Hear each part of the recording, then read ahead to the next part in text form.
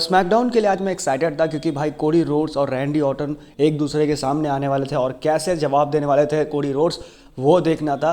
Sami Zayn के बारे में बता दूं आपको कि वो यूनाइटेड स्टेट्स चैंपियन बन चुके हैं, जो कि मुझे सही लगा क्योंकि भाई कार्मेलो होस्ट को कौन जानता है।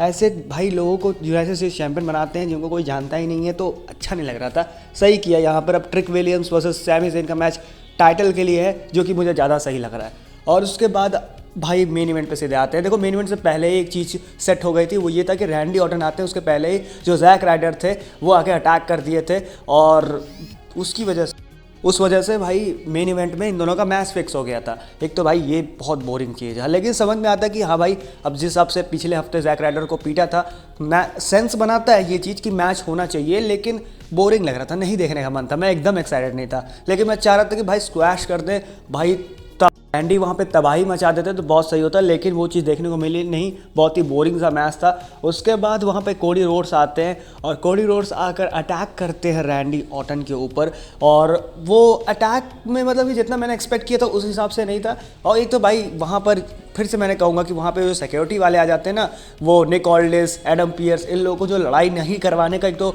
जो शौक चढ़ गया है, हिंसा नहीं करना है, WWE में किसी को मारने नहीं देते हैं, वो चीज़ इतनी ज़्यादा गंदी लगती है, इतनी ज़्यादा बेकार लगती है, मतलब पूरा इरिटेट करके रख दिया। जो ब्रॉल हो रहे थे उनकी दोनों भाई एक दूसरे को फाइट कर रहे थे, उस चीज़ में जो डिस्टर्बेंस थी वो ये सिक्योरिटी गार्ड आके करके रखे थे, जिसकी वजह से मज़ा ही नहीं आ रहा था, मतलब बोरिंग सा लग रहा था। तो भाई ब्रॉल भी बोरिंग हो गई है आजकल, ये कि पता है कि भाई वो कभी वो मारेगा कभी ये मारेगा, वो चीज़ नहीं हो पा रही थी। और कोडी रोड्स मतलब उतनी इंटेंसिटी से अटैक भी नहीं कर पा रहे थे, मतलब दिखाना चाह रहे थे लेकिन वो मज़ा नहीं आ रहा था, मुझे नहीं मज़ा आ रहा था, मैं सच बताऊँ तो। पूरे महीने में मुझे सबसे बढ़िया चीज़ बस वही लगा कि जब रैंडी ऑर्टन ने जेली रॉल को लगाया वहाँ पे आर के, और वहाँ से रैंडी ऑर्टन भागते फिरते हैं, जो कि रैंडी ऑर्टन के कैरेक्टर पे सूट करता है। हालांकि अब रैंडी ऑर्टन मस्कुलर हो गया, पहले की तरह नहीं है, तो रैंडी ऑर्टन भी बड़ा अजीब लगता है ऐसे वो भागते जा रहे थे। लेकिन फिर उसके बाद वो चीज़ उन्होंने बहुत सही किया कि आर के लगाया वहाँ पर। कोडी रोड्स उस चीज़ को देख के थोड़ा और टेंशन में आते हैं, लेकिन मैं सच बताऊँगा कि मतलब कि मैंने कुछ ज़्यादा ही एक्सपेक्ट कर लिया था, ये थोड़ा सा मेरी सी गलती था।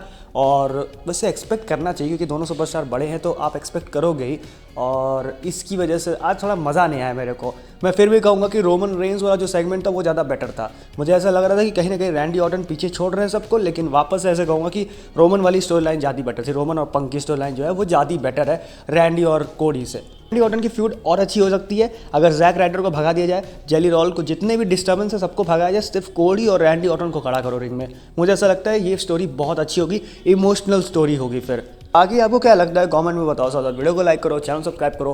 वीडियो देखने के लिए थैंक यू।